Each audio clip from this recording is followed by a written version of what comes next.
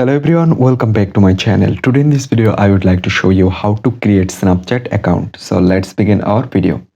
First of all, open your Snapchat app and then select sign up. Select continue, deny, and type your first name and type your last name, then continue. And you just need to type your date of birth on here. So I just select my date of birth and continue. And here you can see this is your username. If you want, you can change it. Just click on change my name. Right now you can change it. So then select continue and you just need to type your password. So I'm just going to type my password. Just wait a moment. Right now I just need to type my email. So I'm just going to type my email.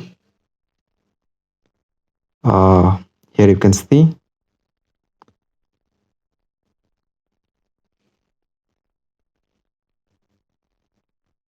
And then continue.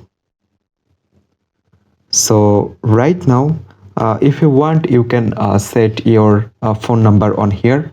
Otherwise, you can skip it from at the top right corner. Just click on skip and then again skip it and select skip friend.